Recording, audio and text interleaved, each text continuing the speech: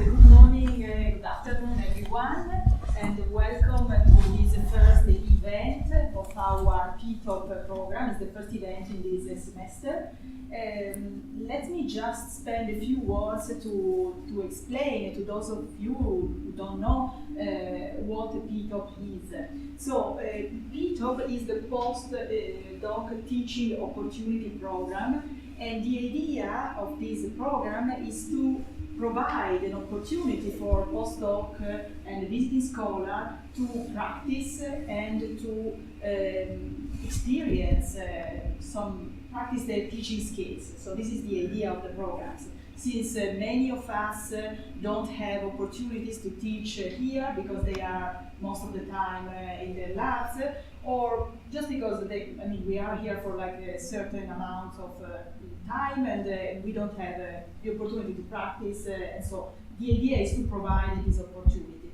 The interesting thing is also that we are actually hiring. What does it mean? Well, it means that we are looking for people who want to volunteer and who want to be part of our board members. So, because a few people, let's say historical members, are leaving, and so we are now looking for someone new who wants to join this board, which means, it's not something so. Means just to help in organizing the meetings. We usually have 4 or 5 meetings every semester. It depends, but this is the number of meetings we usually have. So if someone is interested, so just let me know after the lecture, and we can discuss it. And everyone is more than welcome in that. So I'm very glad today to introduce our speakers that are Karin and Azizul, and they will explain us how to become an excellent teacher, and they will bring their experience both in real teaching and online teaching. So I also would like just to tell you that we have some coffee, so if you like, please help yourself. And so Karin and Azizul, I leave you the floor. Thank you. So good afternoon everyone, and welcome to my lecture. I am Azizul, a visiting professor in the Department of Civil and Environmental Engineering, and I am also a co-chair of PTOP, which is just introduced by Marina. And when I became the co-chair of PTOP, I was thinking to give one lecture about this topic. So it is very great pleasure for me to talk about this.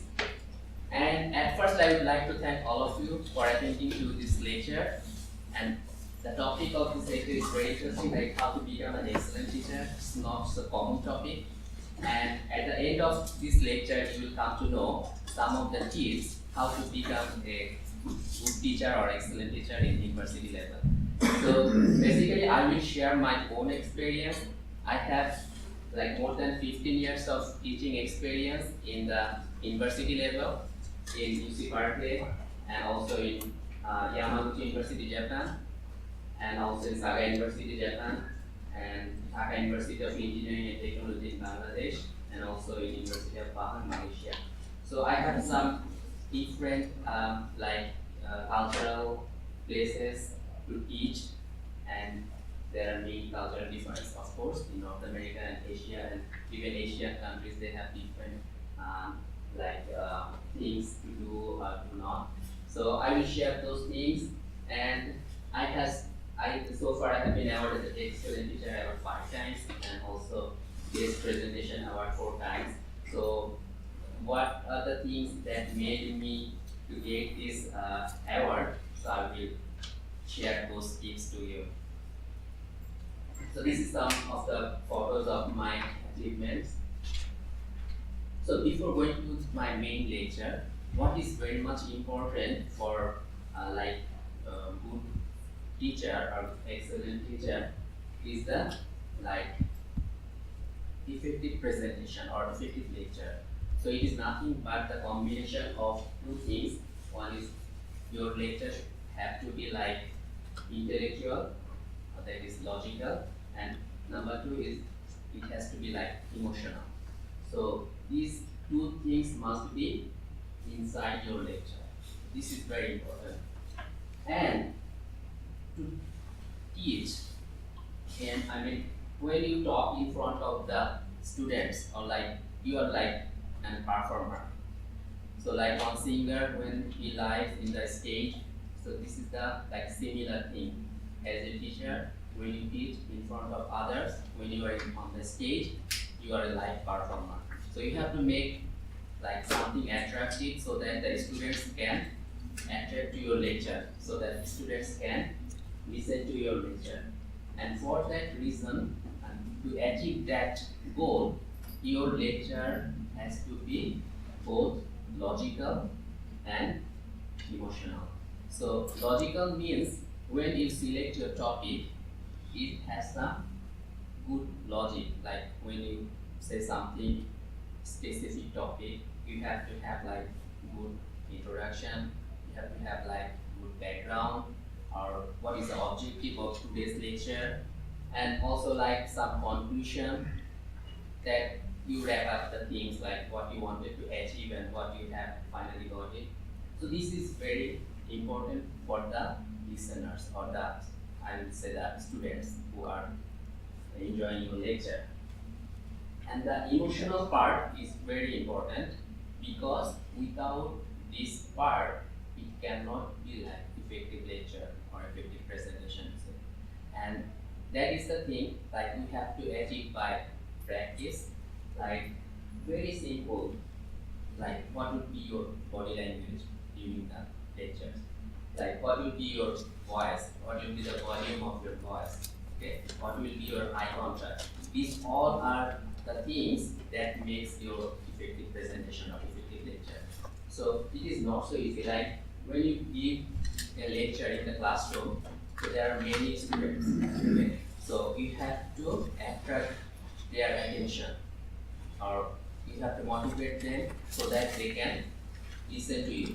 So you have to have your something special that makes them all the way, all the students throughout the time to listen to you carefully. So you have to have those parts in the emotional section of your presentation. And here are some like 10 general rules for effective lecture. Okay. So number one is keep the number of slides or content as small as possible. So if you have, of course, slides or visual aids or your contents, so try to make as simple as possible, because in the research we have found that, so if there are a lot of information in one slides, many students cannot gather all the things. They may, some of them can do, but many of them cannot. So you have to be very selective which one is important, which should you include in your slide. And do not write a lot of text on slide, never more than 8 lines. This is also very general rule when you make any slide for the lecture for the students. So try to make it as small as possible, like maximum 8 lines in one slide. Okay. And sometimes it is also very important not to write full sentence, too many text, that is boring. So try to write like keywords or key phrases and explain to the students. That will make more like attractive to the students. They will listen to you carefully. And make it simple. I always believe like combination of traditional way, like using the blackboard and also like whiteboard plus the visual aids is the best way. Only the PowerPoint slide sometimes is not good. So yes, this is the combination. When sometimes you use the blackboard, you draw some figure to explain them, and you just make them like interactive to ask them questions and to like discuss some points with them. That will, these type of things make them more attractive and more motivation. of course, make eye contact with your students. This is very important for effective teachers. It is very important. So if you just give lecture gazing surroundings you, they will not listen. It will be like after some time they will be bored. So try to maintain the traditional zigzag sign eye contact. Like if I look at the last student, then this corner last student, and in front and in front. So like Z. Okay. So this is very important for the effective lecture or effective presentations. And number 6, prepare your lecture according to your syllabus. So every university or every place and department, they have some goal, they have some curriculum, and you have to prepare your syllabus to achieve that. Okay. So when you do that, you will have some objective of the topic, like what you will teach. So I will discuss detail later. And it is always very good. Make sure to give handouts to the students. Nowadays it is very easy. You can upload in the in UC Berkeley, upload in e-course, and students can go through the lecture notes there. So this is very important for the students, because during the lecture it is not possible to grasp all the knowledge for the students, all the students. Some can do, but most of them cannot. So they can cover after going back to their home, they can read. So this is very important to share your lecture notes or some handouts or some reference or even textbook chapters with the students what you are teaching, because this 50 minutes or 90 minutes is not enough for all the students to get what you are wanting to share or teach. And of course, today I am not using, but using laser pointer or marker, okay, but do not move it too fast. Sometimes it makes some irritation to some of the students. So use, of course, some pointer or marker to giving the explanation. That will also attract the students to keep them motivated and give attention to your lecture. And of course, do not use too much color in one slide. And number 10, this is very important. Arrive to the classroom early. Be prepared to start on time. Okay. It will depend to culture, like country to country. In Berkeley, the class starts 10 minutes late. But in Japan, you never thought like this. You have to come to the lecture room maybe 5 minutes earlier and start your class just on time. Okay, not 1 minute or 50 seconds earlier, and you have to finish your class on time. So these are very important. If you make late in your class to go to the lecture room, the students will have some impression about you that you are not serious. Okay, and they will just not so attentive, or they will not be as motivated as you are, if you are time over. So these are the 10 general rules to become an effective teacher or professor. And what we have to do, for each lecture, you have to prepare your lecture or presentation very carefully. So, for example, 50 minutes class, you have to give time to prepare your lectures for 2 hours or 3 hours. Okay? This is very important thing. You have to have enough materials, not only to show them, but on your head to discuss, and you have to have the confidence to discuss with the students. Okay? If someone asks any question, you have to answer that question. You have to prepare at least what you are teaching and the subject matter. You have to have enough knowledge. So for that reason, you have to prepare your lecture and organize the content. That is the logical section or the intellectual part of your effective presentation. So you have to organize the content. You have to prepare the story, how and what will be the flow of your story. What will be the introduction or background, and what is the topic, what is the things, like it will make them more attractive and more attentive to understand the things. And then, of course, nowadays, like delivering your presentation, you can practice beforehand, or you can use the visual aids like I'm using PowerPoint and dealing with nervousness. When you first come to the teaching career, when you first stand on the stage in front of, like, for example, 80 or 100 students, it is look like very frightening. So this is look like something like public speaking in front. You're talking in front of many people, and which we never learn in our school life or in the university. So the who are in the initial stages of your teaching career, you will find that to talk in front of many people or on the top of the stage is very much frightening. You will be nervous. So you have to deal with that, because if the students understand that you are nervous, they will not follow you. So be careful about that. So you have to practice and get at that, how to deal with the nervousness. So what will be the top qualities of an excellent teacher from so far on my discussion? Number one is the dedication. Okay. Number two is engaging students in learning. Number three, your kind personality. And number four, like focused on your job. Number five is effective discipline skills. And finally, knowledge. So I will discuss detail on the one of these qualities. The first and most important thing in teaching or academic line is the dedication. So what does it mean?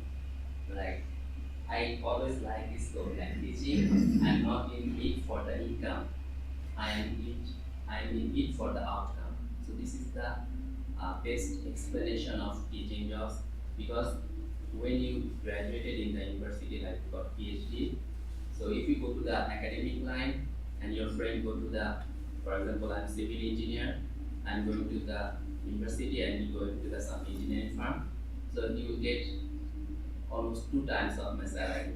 So this is very much common, because they will get a lot of bonus and everything. But this teaching is something like passion. Okay, so you have to have that passion to become excellent teacher or good teacher. So when you enjoy your teaching, you will not look for your money or any other things. So number one, you have to be passionate about the teaching. This is very much interesting. Like after giving a good lecture, you will feel something very much relaxing, and you will never be tired when you see the some faces of the students who are listening to you carefully. So this is really you cannot measure it with the money.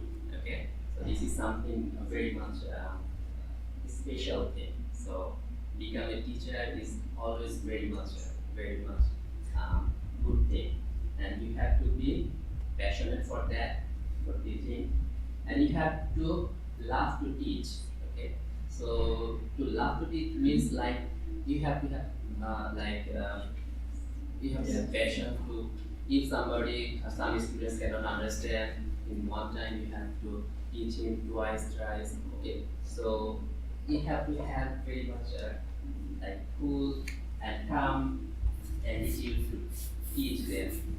And at the same time, you have to have love to learn. Okay, because especially in the field of technology, it is changing very fast. Okay, so you have to learn the things, the new technologies from the journals, for example, from the good international conferences or is going on, and of course you have to have your own research, and you will share those research with the students. For example, in Japan, when we teach, especially in graduate level, 50% of our syllabus somehow related to our research. Okay, research outcome. So what we have already published or going on doing research, we have to share with the students. So it is very much important to have update of the current world, what is going on in the technology of the systems. So we have to learn. If we do not love to study, it is better not to go to the teaching line. Okay, because if you go to the teaching line, you have to have study or everything. So my father is a university professor. He is a civil engineer also, and my mother is also civil professor in the university. And my elder brother, elder sisters, all of them are professors. So if you go to my house, you can see only books, certain things, no other things. So this is the thing, like if you go to the teaching line, you have to have the one thing, you have to read the book and everything. And yeah, teaching means like you will live some simple life, okay, peaceful life. So if you go to the some, for example, my own profession is if someone go to the like in industry or something, they will get money, but they will have to have a lot of stress every day. So teaching is you can manage your time, your own time, okay? So you can go a little bit like flexible your office time, and also you can manage the other things. And engaging the students in learning. A great teacher is very engaging and holds the attention of the students in the discussions. So when you go to the university teaching, so this is the most difficult thing to get the attention or motivate all the students throughout your lecture time. Sometimes some of the students initially they will pay good attention, but they will be bored or they try to play with his or her smartphones or try to talk with his partners or next students. So how to deal with that? Number one, try to make interactive lessons or interactive lectures. You will ask questions. Okay, what do you think? Can you share what is your thoughts? Okay, if you see someone is talking in the back, some students point him. Okay, what do you think about this topic? Have you understood? Like, try to talk with him, interact with him. And of course, we are human beings, so only talking sometimes is not good. Right? So try to use some videos or visuals and discussion time among the partners. Like what I did, mostly like if I have some time during the class and I found that most of the students are not enjoying much, then I just make them group, like can you share your thoughts with your partners, and you also do that similar thing, and then you inform me. So they just recharge about this. Okay, they will not bored anymore. So this is very much important tips to how to make motivate. Number one, interact.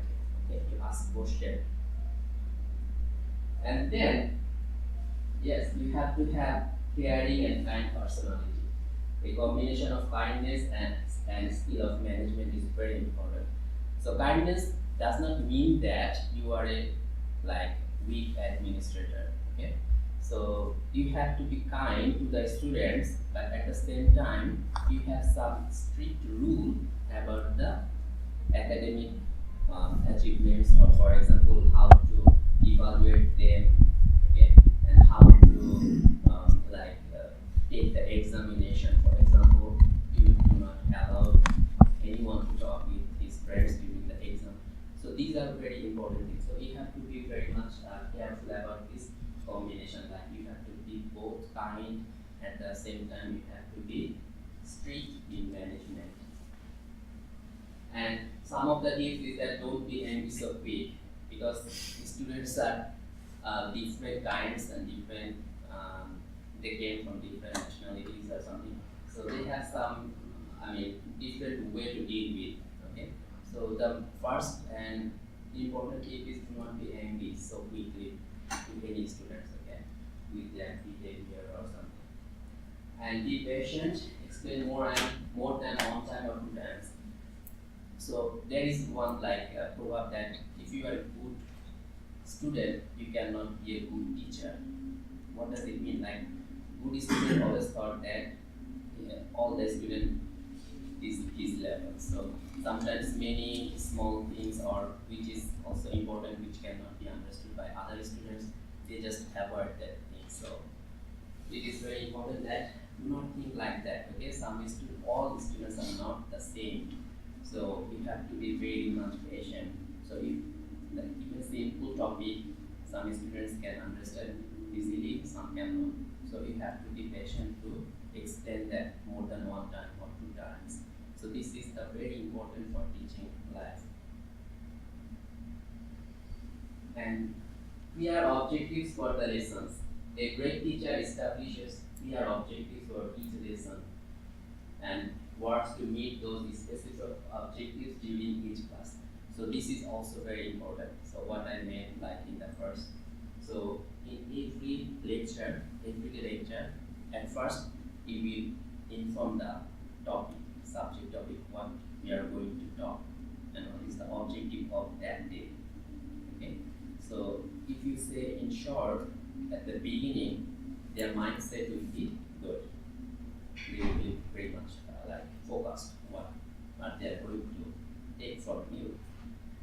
And at the end, when you wrap up the things, you will again inform them, remind them what was the objective and what you have achieved during the lecture of that day.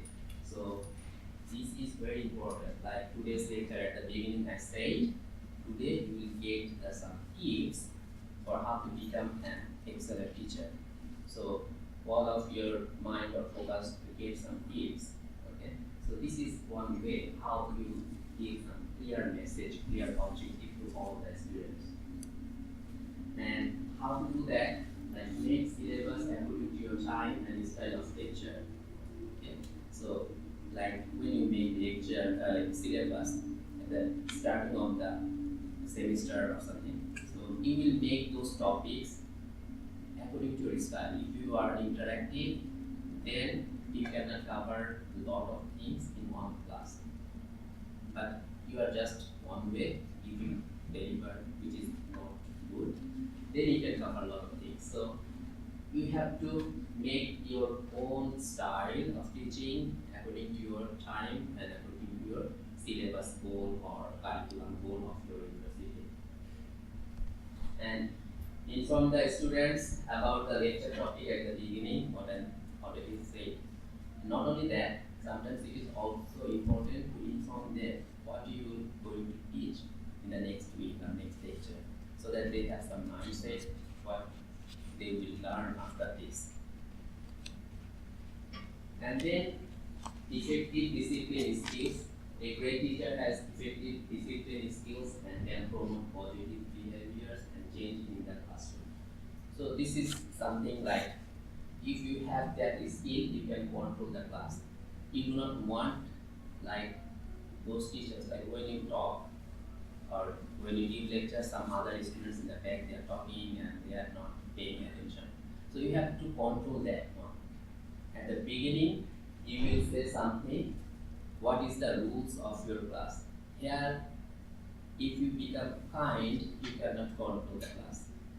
Okay? You have to be strict in that point. Like for example, for my own classes, I always maintain that like do not play with your cell phone. So do not open your smartphone during the lecture. Many students try to play games or other things with their smartphone, but you cannot open your smartphone. Do not talk with your partners. If you cannot understand things, ask me. Okay? So like this, you have to have some certain rules to keep them in some kind of boundary of discipline. Otherwise, it is very difficult. You will just talk. Some students will sleep in front of you. Some will just talk with his friends. Some will just play with his smartphone. So you have to be very specific at the beginning of the course or semester. What is the rules and regulations during your lecture? So this is very important to manage the class or discipline the class. Yeah, this is also one tips for doing that. Like while you're talking or giving lecture, try to move.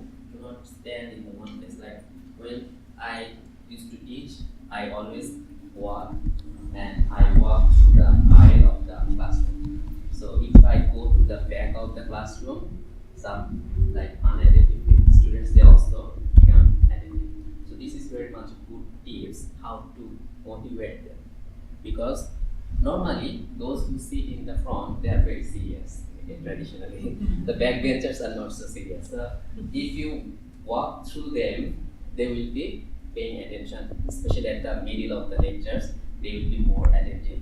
So this is one good example of how to motivate them or move during the lecture. And you have to have high expectations. Forget about where are you working, but your job is to motivate them. Okay, motivate your subject, motivate your like your expectations or goals of your what you want to achieve. So try to give them homework, home assignment, and not only that, do something during the class part of the like that is not homework, classwork. Like you will give some, for example, doing one problem solve or do some discussion with this partner. So these are the help to motivate them in the class. At the same time, they will level up themselves. Okay? Only one way, and this is the way to judge them whether they can take it from you or not. So this is very important. And knowledge of curriculum and standards. Every university in the world, they have their own curriculum, they have their own goals, and they have their own standards. Like UC Berkeley has their own standards. They want to achieve that level. So you have to have that knowledge before you making the syllabus or curriculum. Okay. So and try to maintain that standard. Okay. You cannot lower the standard, or even you cannot just make some very high level so that the students cannot get it. So this is very important to make your curriculum syllabus according to the curriculum. And of course, this is the always main theme, to have the enough knowledge about the subject matter topic. So you will find many of the students will be motivated by your lecture. For example, for my case, I'm civil engineer, but I choose my major in environmental engineering when I was an undergraduate student. So one of my professors in environmental engineering, he gave some very good lectures about the bioaccumulation. At that time it was global warming, okay, and those things are very much becoming popular. So after attending his lecture, I decided to go to environmental engineering in my master's or PhD. So these are the things. One teacher can motivate the many students. So this is the, I think, one of the best part of the teaching. Okay? And this is very important. Like you have to praise your students. Okay, when especially interactive lectures, if they can answer your questions, you just use some more things, amazing, perfect, fantastic, awesome. So these make them happy, and to they will be more attentive to the class. And respect the cultural difference, what I mean. So different countries have different style of in the university level. And for example, in USA we just call the teacher's name, but in Japan you cannot. You have to use the sensei. Okay. If you go to India or Bangladesh, they will never call by name, they will call sir.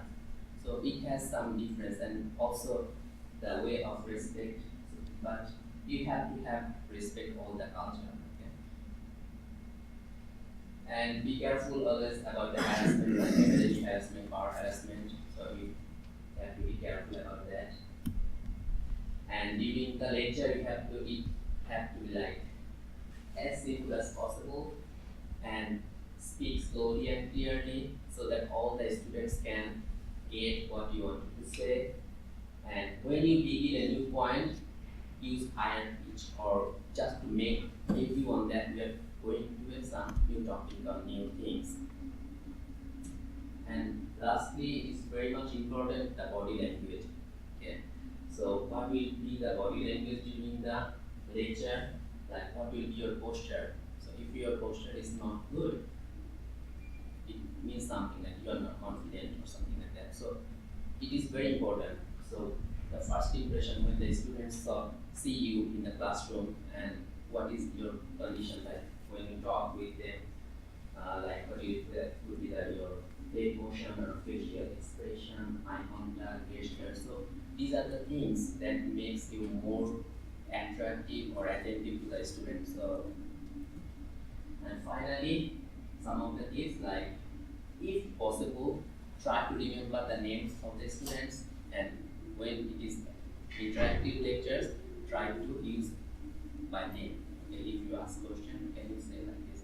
So, in my life, I can remember all the name of the students. Even the Japanese students, their name is very difficult, but I could remember them and ask them any questions or any discussion by their name. So this is try to do that.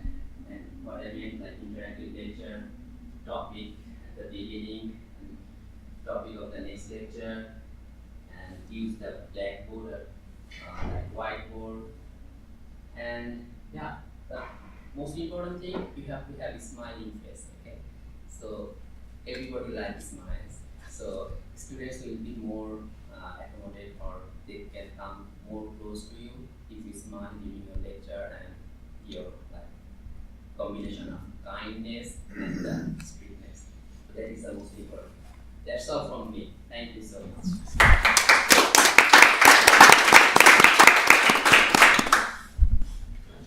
Hi, good afternoon. Thank you for coming. Thank you, Azizul, for your insights that make me think a little bit more for our presentation.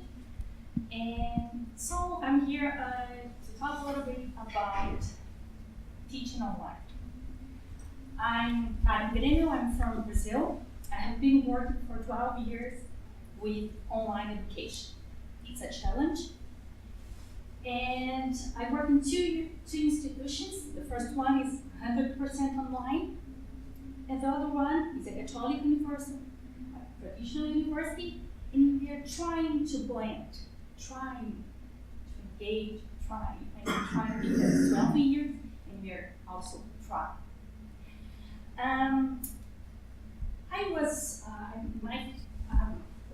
I am a face-to-face teacher. But I have to admit that I'm so used to online education. I really love what I do. My work is hard because I work with developing material, with instructors that develop material. I work also with instructors that are teaching, and I also work with the students. So I can face all the challenges that we have. And it's not easy because sometimes you face problems like instructors. No, this is the way I have been teaching for 20 years and I want to do this. And you say, well, let's go this way. So it's not easy, but I really like what I do. The first thing we have to think is we have our students now. Now they grown up with a little bit with traditional education. But I would say that in 5 years, maybe less than this, our students will be from a generation that grown up with tablets, smartphones. How we are going to engage? How we can engage those students? How are we going to deal with this? They start to be like, I always say that sometimes it seems to be ants in their seats. They start like this. So how we are going to do this? So the environment is different right now. And even if you say, no, I don't like this, okay, you is you have to think how you're going to teach. Because it's different. You know, the students are different. Learning is different. We are different. The environment is different. So, the top qualities that Azizul told us, we how to use, but in a different way. It's the same, but a little bit different. Eye contact. How? How are we going to manage to look and to see, to feel how the students are trying to tell us? Sometimes you send an email and the answer is like this. So how you're going to deal with this communication? It's very, very important in the process.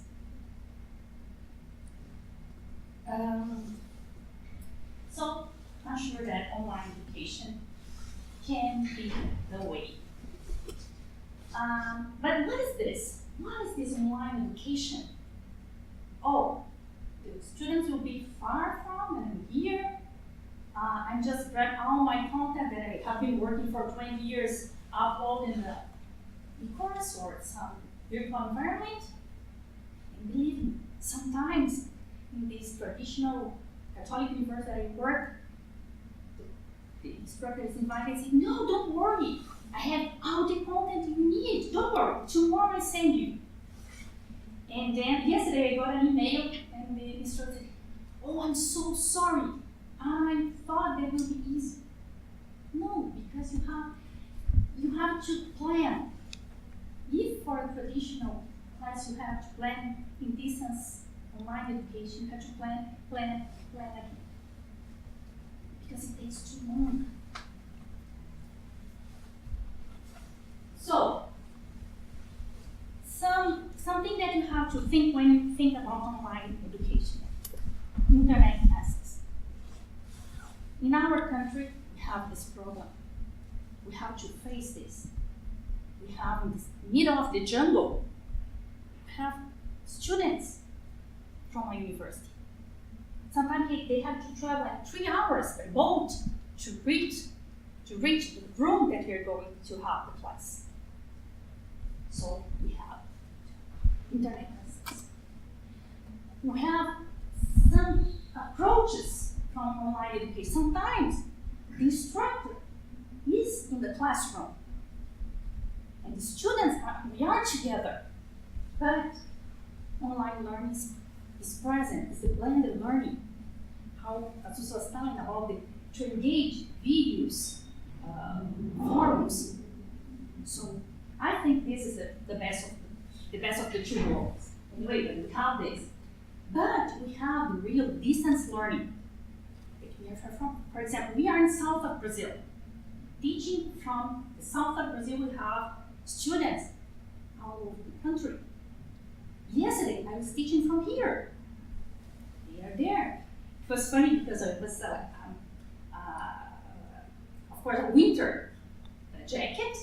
And then my students said, oh, teacher, you look like an European in those clothes. And I said, oh, because in Brazil it's summertime right now. And I forgot because I just arrived and I forgot to change my clothes. And I said, wow, South Brazil is warmer, it's colder than in the north of Brazil. So I have been working from here in the last 8 months. And some students, they don't know that I'm here. So those are some challenges that we have to face. But I always think that if I work as a traditional teacher, I won't be here. Because I work for a private university, and sometimes they don't allow you to come as a business school to study there. So I'm working from here. So one of the interesting approach of online education is the blended learning. If you have this possibility, for example, if your institution is planning to start programs in online education, I think the blended learning is the first step you can have. For example, in our Catholic University, we have once a month a meeting, go all together in the same class. The instructor teaches 5 hours, explain everything, and then you have 5 weeks through the internet. And then another, next month, more 5 hours, then the instructor holds the contents or everything. But of course, in between, we have to strong, a nice plan, activities, readings, everything should be planned. In some places they also call hybrid learning. And again, I think that the key for online, one of the key for online education is you have to understand what you want. You have to understand who will be your students. Because then you can plan what you're going to teach and how. If it's the blended learning, or if it's the distance learning. So then you can understand what you want. And then you have the distance learning. The students, as I told you, your distance. There is no in-person interaction at all. But then you can have some Skype conversation. There are some in virtual environment. There is some tool that you can join all the students at the same time. They can talk. And you can have also these synchronous and synchronous activities. But again, everything must be planned. If you just say, oh, I want to start an online education, and you don't plan, then you have a lot of problems. Because you have to face many challenges. First, you think about the instruction. The instructor, maybe they don't want to. And sometimes the dean say, no, it's better if you teach online. Or sometimes institutions are hiring just online instructors. And then say no, yes, no. Being an online teacher. So now we have a very nice lecture with Azizul that told us how to be a good teacher. All of the types, the 6 characters we have here. The interaction with the content and the interpersonal interaction. The second one is, I think, it's the challenge we face every day, because we don't have eye contact, we don't have body language. We don't have. Both types are critical, but an online interaction is a little bit different, and we have to think. So now that you know what is online education, you want to, and your dean asks you, well, what about teaching online? I put this little picture. I'm going to tell the story. In 2008, one of my best friends, we finished PhD together, and she just called, oh, Karin, you know, someone asked me to replace her in a class. Can you join me? I said, well, okay. Oh, don't worry. It's a new way of teaching. I don't know the details, but I'm going to tell you. Okay, let's go. Always, professor, to help another one of you. Always together. So we are driving. She told me, well, it's kind of a distance learning. And when we arrive there, we are going more details. Okay, when we arrive there is a studio, a TV studio. Wow. I say, wow. Then his friend said to me, oh, don't worry, I'm going to teach. You're just going to sit there through that computer, and the students are going to send you some questions, and then you tell me the questions, and I answer. I said, wow, okay. And then all the lights, microphones, and 1, 2, 3, and computers. Start the class. We are in southern Brazil, and there are students all over the country. And so my friend starts teaching and saying, but you know, we thought that something that was missing. The students, of course, we didn't know. Then she turned it to face the blackboard. It's not the black anymore, it's white. Anyway, she turned it and she whispered for herself, "Oh God, what am I doing here?" And she forgot that there was a microphone attached to her. And so it was broadcast for all the country. And then it was very nice, very nice experience. I have to tell you because it was like the break of ice, because I was sitting and the computer started like blah blah blah. And the students say, "No, teacher, you are okay. Go on, come on, we are here." But let's see. When she faced, and then the guys from the studios, and then there's nothing to say. They say, "Oh, thank you, sorry, this is the first time." Then she told, "This is the first time here." And so it was 12 years ago. At that time, the institution was live classes, so we broadcast for all the country. Now we changed it a lot, because you had a lot of mistakes like this. And anyway, so and then you have to face these challenges. You have.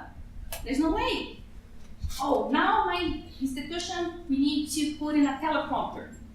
You know the teleprompter in front of the camera. So we write, and now what you wrote appear. So, but you have to read. But we can, for the student, they can feel that you're not reading. You are reading. So it's difficult because you have to read, but it's not. So it's what I say. Just know that we must love to learn. And I will say that in distance online, you won't have Alzheimer because your brain is like this every day. So if you decide to work as an instruction online teaching or online education, we have some kinds of, we can develop content, you can teach, and you can do both. And if you are the leader of a team, these are things that you have to pay attention. Because sometimes you have a person who's very good in writing the content. But when you go through teaching online, it's a disaster. Because he or she does not have the abilities to manage, because the dynamics very different. So if you can, try to develop one. But if the instructor can develop and teach, this will be perfect. But sometimes don't push too much, because this person says, "No, I don't want." You say, "No, maybe you can." No. Of course, if the person says, "Well, I want to try," then go ahead. But you can do this different. Because you have sometimes professors say, "Oh, let's do this." Oh, I have also a story that we have a very nice instructor. He's a guy, he studied here in Florida, I think. And I used to teach in online education in Miami when I was there. And he tried to do something that say, "Well, this is new, maybe it's not going to work." I said, No, I know it worked a lot. And then you start to say, "Oh, let's see what's going, if it's work or not." No, I want. I say, "Okay." Well, go and put some forums, and start to put in some sentence and students to reply or think about that. But of course, it was like everybody put in at the same time. So sometimes things that you think is easy, when you put it online, is different. And the only problem is that when you have your 100 students, maybe you can at least try to manage the problems. But you have 10,000 students. When I teach education, we have more than 10,000 students. If I made a mistake, can you imagine how many messages we get back? So everything in distance learning is huge. Sometimes instructor put something there, and in the forum say, oh, let's talk about this. We have a program that is from a public, but it's like a social interaction. And when you put some subject that can be very polemic, then you have to assess the virtual environment like 2-3 times a day. Because sometimes if you write something and you disagree, they start like typing, and then when you open your virtual environment, it's full of everything you can't imagine anymore.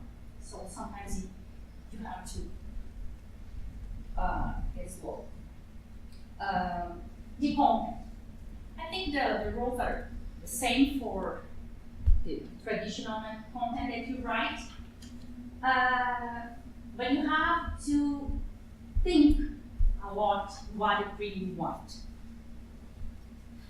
We have the tools, we have forums, we have everything, but you have, is this tool the best one for this activity or for that activity? Sometimes no.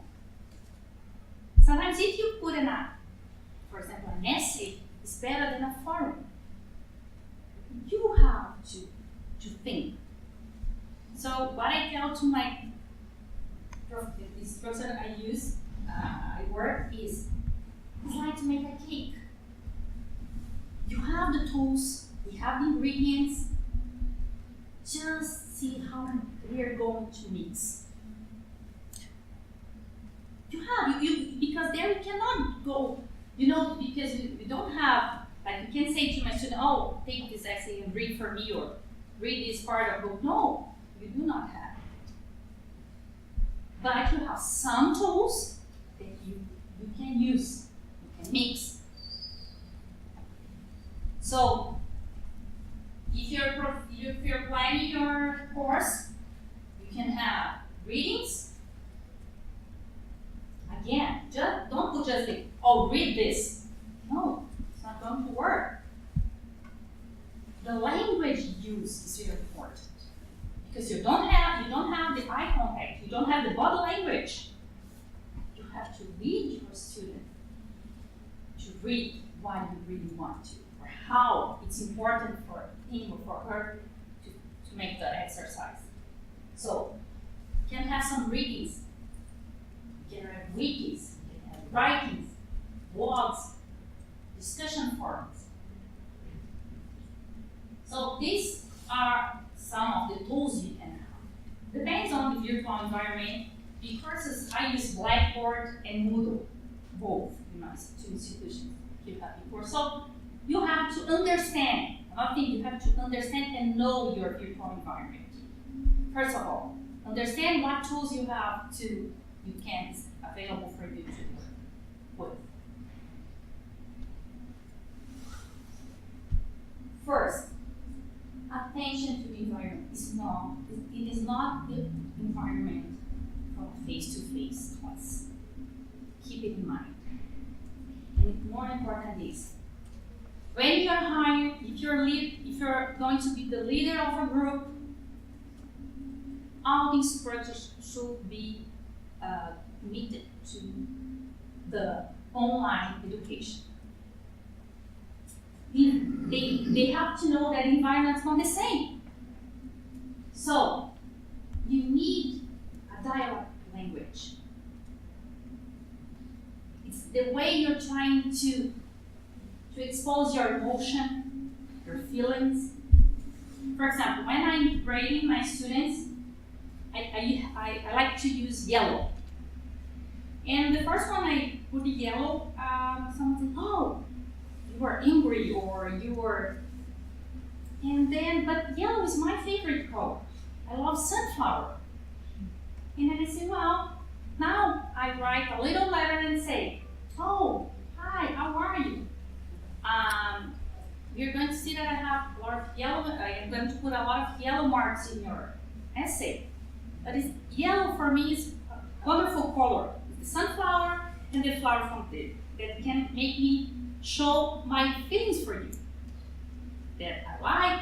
And then you know that now when I am here, when we're going to have some contact, some interaction online, say, oh, you are the sunflower instruction. I say, yes, I'm sunflower instruction. Because you try to you know, the way I try to make me feel or expose them that I like them, I care. I care. At least when in Brazil, when we are teaching, we have this Catholic university in the south. It's middle class students. But in the other institution, when you take people from the middle of the jungle, and sometimes you take an essay, a paper that was terrible. You know, oh my God, what am I going to do? Then when it comes and Skype interaction, it's like a 60 years old lady that have been working with children for 25 years in the school, helping to clean, helping to cook. And she thinks that she can do something different for those children. But no, teacher, I know that my essay is not, my paper is not good. But you know, I write everything in my notebook, and once a week I can have 1 hour to type in the computer from the school. That's the reason I can't type too much. And I say, oh my gosh, your paper is great. You know, so sometimes I feel like, you know, you stay like, oh, this is, and then you saw the person say. So in this institution, I feel that I make some difference. You know, when I teach, when I give it back, it's something that you, and in Brazil it's huge, so they need us. And then another thing when you talking about content, coherence and cohesion, the link between the ideas. Because sometimes you put a reading here, then a writing here, then a formula. No, it comes to be now speaking right, and organization, of course. And now we think, now we have the structure, you have the content, you have the students, you have the virtual environment. That's all? No, just begin.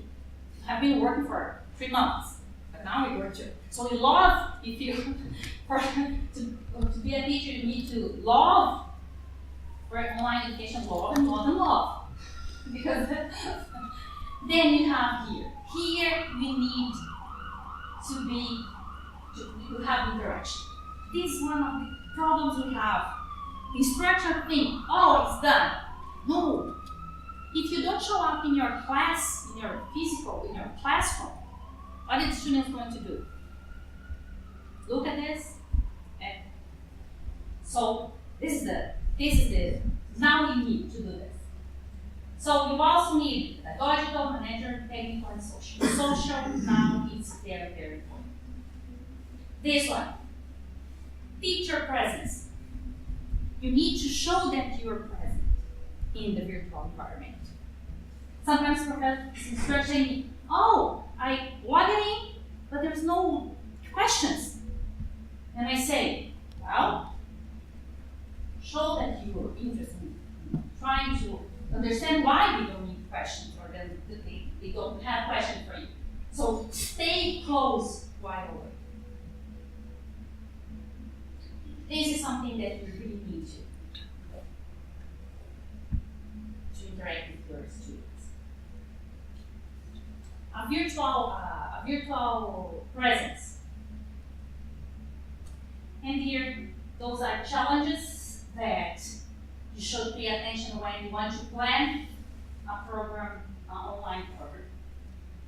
Methodology, balance. This is the problem because sometimes they don't know how many times they need to do things. So this is important. You have to teach your students how to balance and understand your online students.